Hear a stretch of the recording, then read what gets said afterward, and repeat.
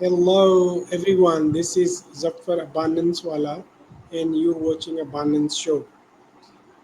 Today we are joined by guests who represent the future of global diplomacy and the resilient spirit of Mexico and Latin America. She is a dedicated international relations student and a powerful voice of grassroots connectivity through her work with telecommunication, indigenous humanitarians. As she prepares to take her seat at UN events in New York City, she is moving beyond symbolic gestures to demand real decision making power for the next generation. She is bridge builder, a community advocate, and a brilliant example of abundant mindset in action, turning the challenges of international advocacy into platform for the regional transformation. Please join me in welcoming inspiring Lesly Joaz to the show. Welcome, Leslie. How are you doing? Thank you. Great. Thank you very much. How are you doing? Hey, we good too. Okay, Leslie. First, can you just walk us through your life journey? I started, I feel like my life journey starts especially in the university right now that I'm finishing my degree in international relations. Mhm. Um, I believe it started when I watched a movie about humanitarian aid, and I thought it was really interesting. But then when the offensive of the Israeli government against the Gaza Strip started, I became an advocate of the Palestinian rights. I started to work with the embassy of Palestine in Mexico and with Ambassador Nadia. She's an amazing woman. She's a really strong woman, and she advocates profusely about the rights of the Palestinians. And I believe that's being a thrive for me. Being part of the United Nations youth programs is a big challenge. Is something that I would recommend to actually any youth that wants to be participate of the politics. But not only that, but has the view or the dream to make a better world. So that's how I've been managing my life.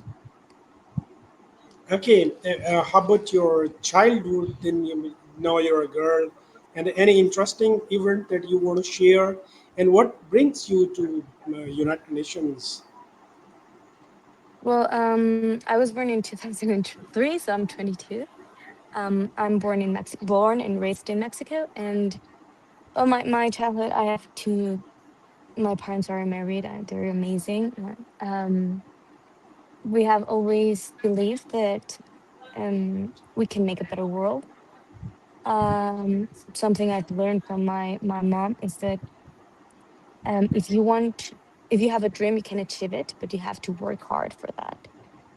Both of them created a business, and it's been really interesting seeing them grow with me as in my childhood. So I remember when I was little, when they started the business that they had, I used to be playing with paper planes in my mom's office.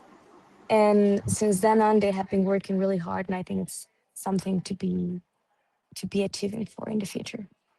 So yeah, and also my path to the United Nations. Well, um, I believe I found interest in the United Nations when the conflict between Russia and Ukraine started. I started watching the Security Council meetings, and I thought, well, that's really interesting. It's to be like kind of in the room where it happens, but also being able to understand what they were speaking about. I think when you don't understand, you cannot. If we don't understand what's happening in politics, because yes, politics are really technical, we are not able to control the narrative of our lives. So I think that's really important for me. Okay, I was just going through your profile on LinkedIn, and I found you fond of music also. What music you love most?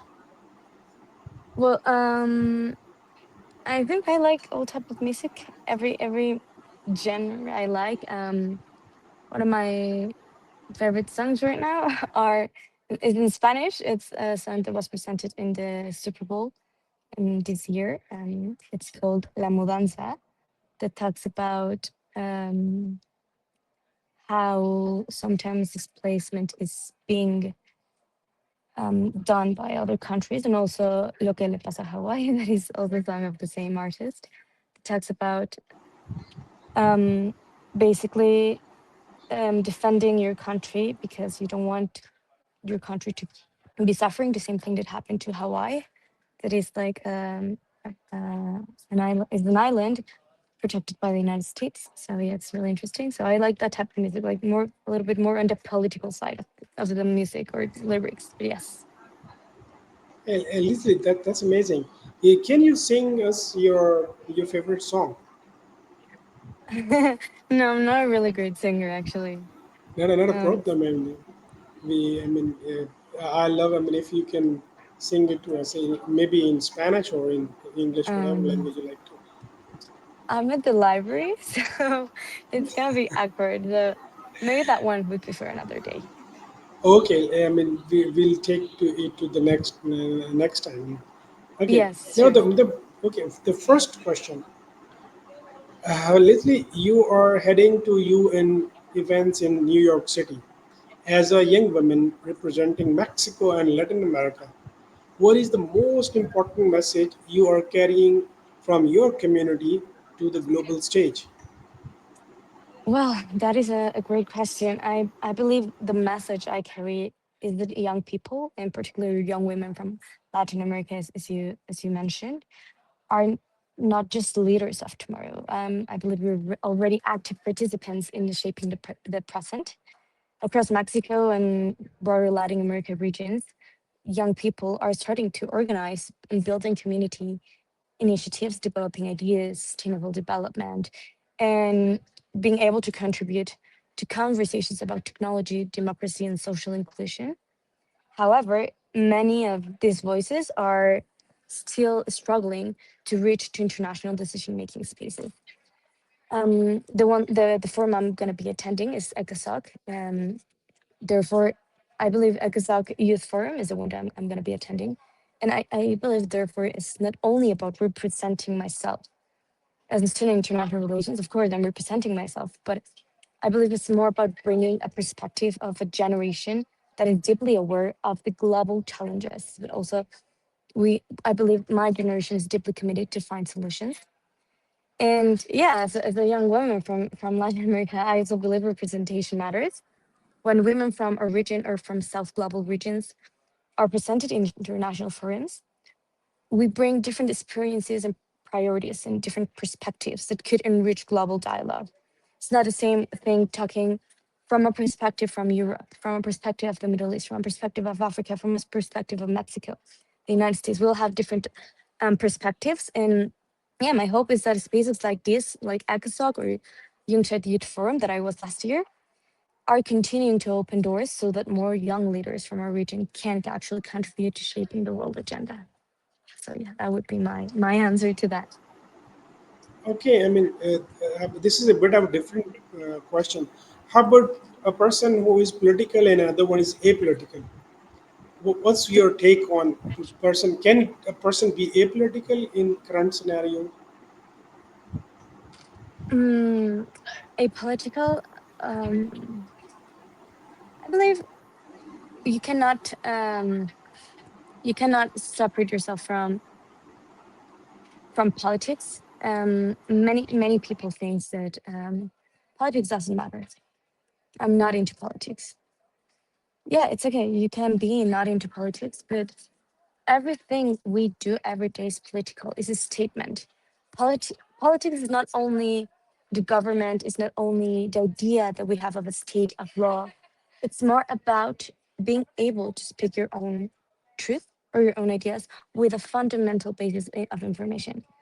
So yeah, apolitical people, people that consider themselves apolitical, I believe, even though they consider themselves like that, um, they still have some ideas and some decision making in the process of their own life. Every day you decide to, instead of taking the bus, taking your own card, could be a political decision because we have these public spaces where we can use the street. Every time you want to go to a rally, you are doing something political. So I think it's really hard now to separate ourselves from the politics. Wow, what the great answer. I mean, it is. I mean, it's really deep into it. Thank you so much. Okay, my next question is: you work with telecommunication indigenous community area, which focuses on grassroots connectivity. How can international policy better support local indigenous-led solution rather than just top-down approaches? Well, in telecomunicaciones indígenas and indigenous telecommunications, one of the most important lessons we are learning is in development today is that innovation emerges from communities themselves, which means organizations like telecomunicaciones indígenas comunitarias, the one that you mentioned, um, we have demonstrated that indigenous communities are capable of creating their own telecommunication systems and technological solutions when they're given the autonomy, resources, and regulatory spaces to do so. Um, with international policy frameworks, sometimes the approach of development through a large scale institution solutions can overlook the knowledge and leadership already present in the local level. So instead, we are trying to make it a more collaborative approach, which means one that can actually recognize Indigenous communities as partners, innovators, and decision makers in shaping development strategies, rather than just seeing them as a community in need of something. Because we do believe in Mexico, we have this law of the autonomy of the Indigenous communities. So we believe that Indigenous communities have their own autonomy, and supporting this type of community-led initiatives require a flexible regulation, access to funding, a dialogue between policymakers and local actors. And this could help with international cooperations that listen and support grassroots innovation solutions. These would emerge, and this type of solutions tend to be more sustainable, inclusive, and culturally relevant to the international scenario. So that's something that we do. Okay, my next question is about youth criteria in diplomacy. Often, youth engagement seen as symbolic gesture. From your perspective, as an international relations student, how do we move from just having young people in room to giving them actual decision making power? Well, that question, it was hard. It is hard. You're right about that part. Many times, youth engagement is seen as symbolic, and let me explain a little bit why it is seen like that. Uh, I have seen it myself. Some people that I've met from the United Nations that are my age do. There's this thing that in international relations we call performative diplomacy. Performative diplomacy could be defined as a type of diplomacy. You take the nice picture, you take the picture at the General Assembly of the United Nations in New York headquarters, or you take the picture at the Palais des Nations of Geneva in Switzerland. That is a performative diplomacy. Many of these youth engagements sometimes can be seen like this. And yes, it happens. I'm not going to deny it. It sometimes happens like that. Um, but I believe the first step to start to recognizing the youth participation is not making it only symbolic or performative, but it should be more structural, more placed to a structure that we can actually send our ideas to policymakers. Example of this would be last year in October at the UNCTAD in Geneva, the youth delegation where I was part of, we did a draft resolution of our yes, we did a draft resolution of the things we thought would be important to be added to the agenda of 2030, about AI, of including AI in educational areas, including a south-south vision of economy, and to make more accessible the education. These type of things actually got into the part to the prime ministers that were in the room, to the people that was working downstairs. And the moment where they start having problems with our draft resolutions was when we touched the theme about AI. I remember they took about 3 hours to make a negotiation to see if they wanted to add it or not. But that is something that starts to change the vision of this big people that already knows how the system works. So yeah, young people today are deeply engaged with some of the most pressing global challenges, from climate change to digital transformation, social inequity. We're not only observers of these issues, we're directly affected by them. And many young people are already contributing innovative and ideas and solutions.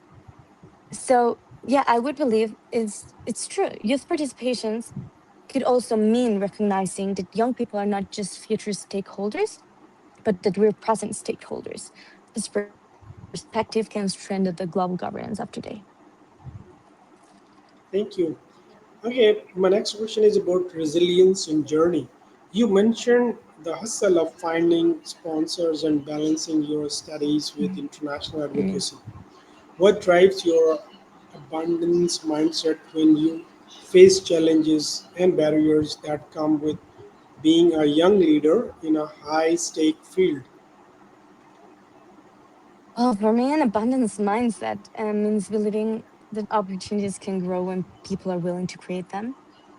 Um, as you mentioned, and being a student and pursuing a career in international affairs, I'm really aware of the path can sometimes be involving uncertainty.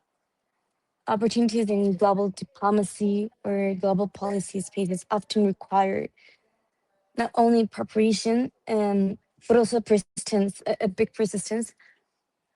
Sometimes you can be put on a hold list for about 3 months, waiting to get the acceptation, the email with your acceptance to certain forums, and that is something that's really stressing. But I think persistent preparation and the ability to navigate through structural barriers is something really important. What motivates me is the belief that each step will take me forward, whether it's attending to a forum, building a network, or contributing to a discussion, which often helps pathways not to only myself, but also to other younger people who aspire to engage in international policymaking. And yeah, it's really hard, the part of sponsorship. It's really hard because sometimes many sponsors believe that, oh, you're going to a forum, what else? But I think it's not only a forum, it is a place where you can actually set an agenda into the world politics. And yeah, I do have a certainty that when young people support each other and collaborate across borders, we are able to create a sense of collective abundance where opportunities can expand for everyone.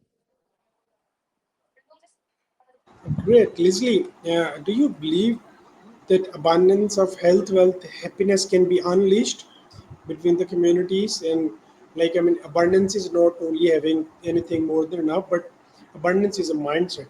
Like everything is, the creator is already abundant, and creator has created everything in abundance. So this is our scarcity mindset, that we keep snatching each other resources. What's your say on the issue? And what if you were uh, Secretary General for United Nations, and you have handled the situation concerning peace right now? Well, that's, that's a good question. The first part, as you said, yes, I believe abundance is a mindset. Um, it's really hard to think that you're able to do something if you don't try it. Something I stand by is send that email, call that person. you already have the no secured. Being realistically, you already have the no secured. But what if you have the yes? And it is something I live by because of how many applications I've made through the last year to apply to other forums where I had no. And yeah, I got the no, but at the end, I applied for it. Part of the second question was about how would I do it if I was Secretary General. Yeah, That one is interesting. Well, first of all, I do believe the United Nations lacks of this part of. We have seen these studies that proves or gives us an indicator of women in power positions tend to make better negotiations in conflict resolution and not aggravate the situations. So imagine it. I was the Secretary General of the United Nations, which that is a big dream. I think the United Nations would need to be restructured. Um, Not only I believe the part of the five permanent members, it is something that had affected many of the resolutions along the start of the United Nations, but also is something that needs to change. Because what about the countries that are becoming the new big countries, the new powerful countries? Pakistan, India, um, all of these countries are countries that are evolving into a stronger nation. So in order to maintain something like that, I think we need a consensus between nations how these things should be done. I cannot apply the same type of system to Mexico as I would apply it in France. We cannot. Yes, we can see it as an indicator of how I can do this, but if I apply it to Mexico, it's not going to work the same. So we need to make a specialized committees about certain topics, but with a vision of the necessities of the special countries or that country in specific. An example I would give: many believe that the oppression systems of some Islamic countries are are oppressing women, and we don't know. If I'm not part of that country, I cannot know that. So investigation is important. Um, I believe we need to make a shift making in the reality we have, and actually start asking the people, what do you think is the oppression for you? For me, if oppression would be completely different if I asked to a girl in Afghanistan, if I asked to a girl in Somalia, if I asked to a girl in France, if I asked to a girl in Venezuela. So it's really different. So I think we need to start making focus groups on that. that makes your thinking profound. I mean, you're really addressing to the real problems, and I also dream for you to be the Secretary General one day. You've got everything in you to be one, Thank you. honestly. And I wish you all the best for that. Thank you very much. Okay, my next question is a vision for Latin America. Looking through the lens of international cooperation, what is one major change you want to see in how the world collaborates with Latin American countries to unlock potential of region's youth? Well, I would love to see international corporations move beyond viewing Latin America primarily through lens of challenges and as an underdeveloped country, because that's how sometimes I feel that the United Nations addresses Latin America, and instead recognizing it as a region of opportunity and innovation. Latin America is one of the most dynamic youth populations in the world.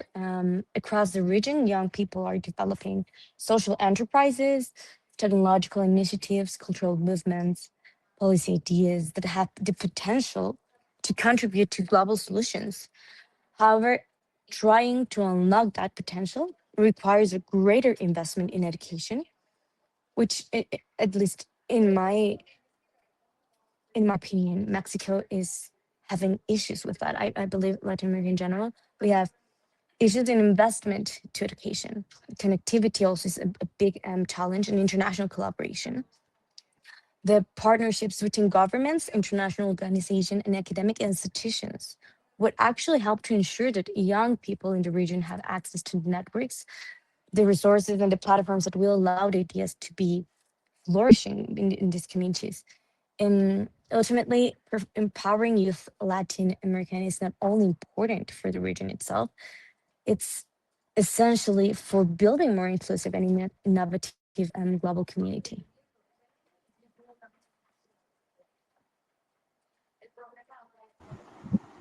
Thank you so much for your insightful reply and deeper perspective on things. Okay, can I ask you two more questions? One about traveling and one about music. Yeah, sure.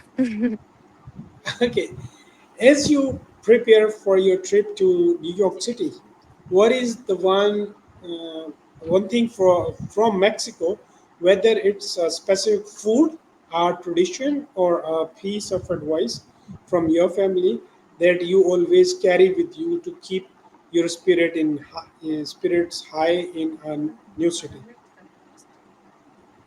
Well, that is actually a good question because I do actually take every time I go and travel to another country, my mom and my passport. I have a bag where I put my passport. It's the same bag I use every time. It's a little like a little bag where I put my passport. And in that bag, I have an image of here in Mexico. We have what we call Virgen de Guadalupe, Guadalupe Virgin, and it's a Mexican religious thing. So I always take that one with me because I feel it protects me a lot. Um, and that is something I usually take. And every time I travel abroad, what I always miss is first of all my family and the food. I think it's definitely something I always miss. Okay, great. That's like a very sweet family and very well knit together and connected with. That's like a sweet girl. Okay, now my last question is: we know you are a talented vocalist and a drummer.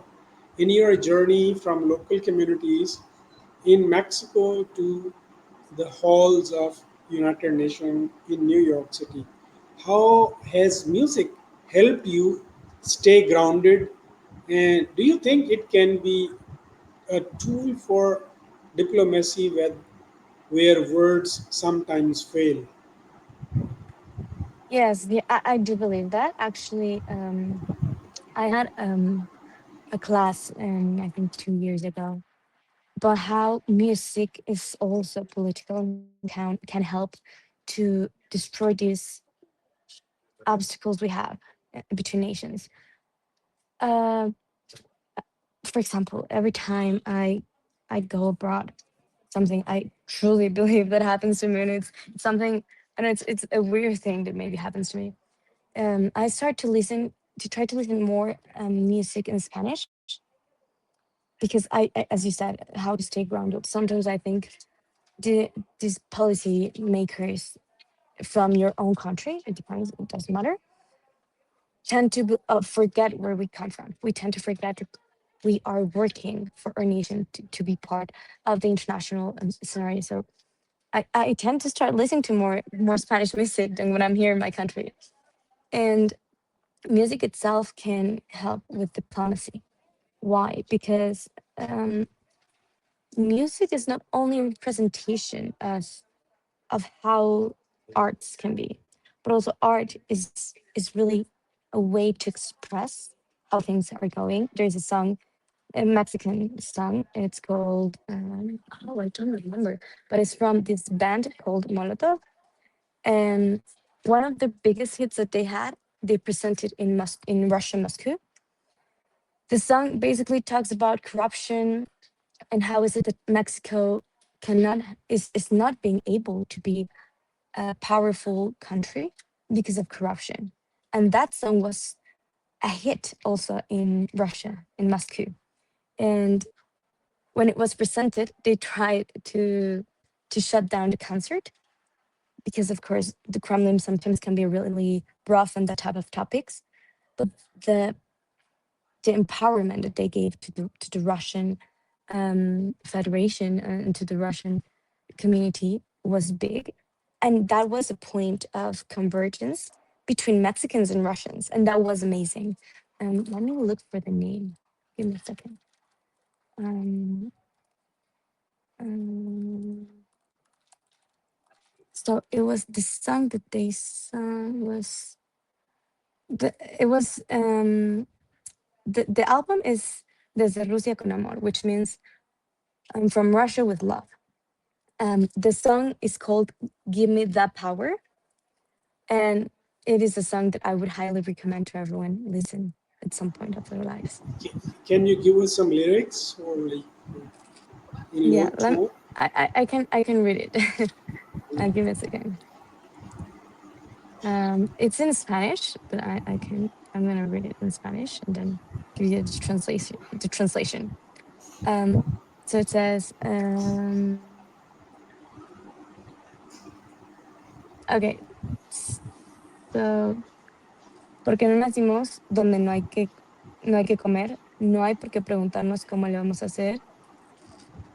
Em, Nos pintan a los mexicanos como flojos, no somos.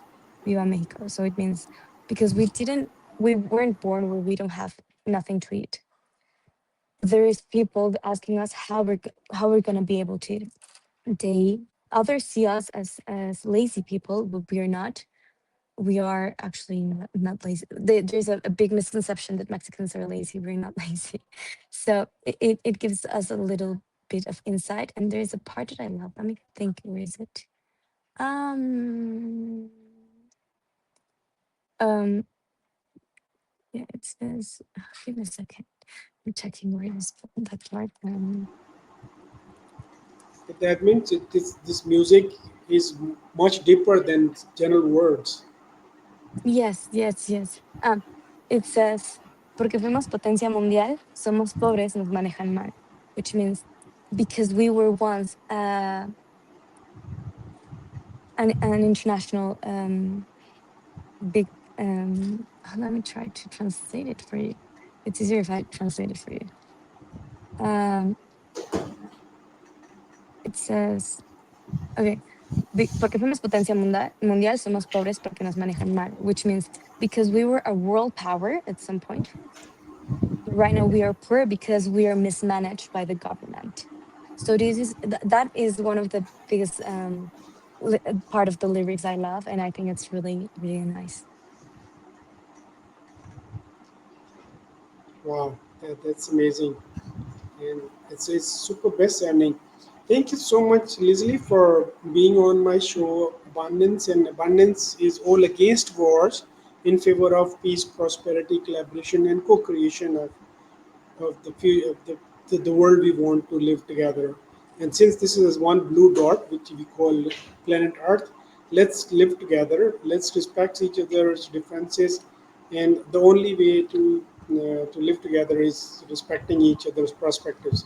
So I hope we'll continue talking on the issue and wish you all the best for being General Secretary for United Nations soon in your life. I hope this is such an amazing dream that you're already having, and wish you all the best for your upcoming United Nations event in New York City. And when is it happening? I mean, when is it? It's from the 14th to the 16th of April. April. Okay, I mean it's close by. It's almost like 3 weeks Yes, now. Uh, all the best, and yes. the dear, I like to Thank you. request to all those who are listening uh, to this show, please reach out, Leslie. She needs your help, and she's also fundraising for her trip to United Nations for the betterment and for the co-creation of the better future for this blue dot which we call planet Earth. Leslie, how can people reach you? It could be by my LinkedIn. I think LinkedIn is the easiest way. I check LinkedIn all the time. And I how actually about don't have who? another. Again, how about those who don't So have those who, how about those who are not don't in have your LinkedIn. connection? Yeah, Uh, well, I have Instagram, maybe. My Instagram is, wait, give me a second. My Instagram is Leslie, like my name, yeah, um, yeah. Okay, Leslie. and a dash, like a lower dash, Okay, GRMO. So that's how you can find me on Instagram. yeah, And my Instagram is public. So you can, I usually post stuff about content about what's going on with the war right now on Iran, how it's going to be affecting us, what's going on. I also post about my personal life and how it's going with the United Nations. And I have actually a research in my biopic from, well, on to my Instagram, that it's called Words of Harm. It's a paper I made about how we have like a chronological order of kind of hate speech against the Palestinians. So it is really interesting if you are interested in reading it, and I hope yeah. you Sure. I can mean, read it. if you're not constrained on time, can I talk about Palestine? Sure. Oh, I'm all about Palestine. okay. I mean, I want you to speak your heart out about Palestine and Palestinian situation right now. Like to explain a little bit more, or what are my thoughts on that one? Yeah, I mean, how what is resonating with you with Palestine? Was that you want to like? I mean, you like to raise your voice. Suppose this is General Assembly for United Nations, and you are there, and was that you want to say to the world? Well, first of all, what we are seeing right now is the ethnic cleansing of a nation. I mean, it is what it is. It's a genocide according to international law. We cannot ignore the suffer of the Palestinians. We have almost been, I think it's been 5 years since the ethnic cleansing have started. We could not ignore the genocide in Palestine. It is deeply rooted in me because I have seen how this dialectic of polarization between you're pro-Palestine, you're pro-Palestinian, you're pro-Israeli, it doesn't work like that. It's a structural problem. I've met people from the Jewish community that tells me it is a genocide. And I've met people from the Palestinian community in Mexico that says, I cannot find my mom. I haven't talked to her in 3 years. I don't know if she's dead or not. And seeing online, for example, a lot of the suffering of the Palestinians that has been posted in the last years, I think we have normalized the violence that is going on. Hind Rajab, um, was I think 6-year-old girl. I made a investigation and commentary investigation on YouTube about it with the ambassador of Palestine in Mexico. How did that happen? How are we letting kids die astonishingly? The rate in Palestine of birth has been obliterated. We cannot assume that they are safe right now. Of course, Hamas, a terrorist organization, was born in a moment where the people needed a support system that felt like they listened to them. And that is happening in many places. I mean, we are now seeing the return of the right wing in Latin America, for example, in the United States. And it's going to happen globally at some point. We need to find a balance between what we are really seeing. I think we have not been able to see that this is an ethnic cleansing. I mean, there are no more kids in Palestine. And the kids that are there have been dying by hunger. The astonishing part is the last time we saw people dying by hunger was, I believe it was during the Second World War. That is one of the biggest recorded that we have of death by hunger, by famine. And now we're seeing this in Palestine, and we're not talking that loud about it. Why is this hypocrisy of the nations of, yes, it is really bad when it happens to this certain community or this certain national country, but we're not seeing that empathetic vision towards the Palestinians. So we need to actually be empathetic and see, okay, they're killing kids. That is not normal. It is not normal for a kid to call 911 and tell them, I think they are gonna kill me. I don't want to die. And just start praying to Allah. So it's not normal. We cannot normalize that. We cannot let our future generations to think that it's normal. So yeah, I do believe we need to start. We have to put eyes on Palestine again. I think with all the conflicts that we're having, we have shifted a little bit our vision. It was first with Russia and Ukraine, then Palestine, Israel, then right now Iran, and all of these conflicts. We're not focusing on one. We have a lot of multifactorial conflicts, and we need to focus on certainties. And yeah, it's really sad to see that the United Nations had not been able to talk to the International Court of Justice to actually place Benjamin Netanyahu as a main actor of violence in the Middle East, but also Hamas as the terrorist organization that it is. We need to see an action from the United Nations, and yet we are waiting after 5 years of conflict. Well, Leslie, as uh, a Mexican and Latin American, how do you see your people to react to the situation? It is really controversial. I'm part of the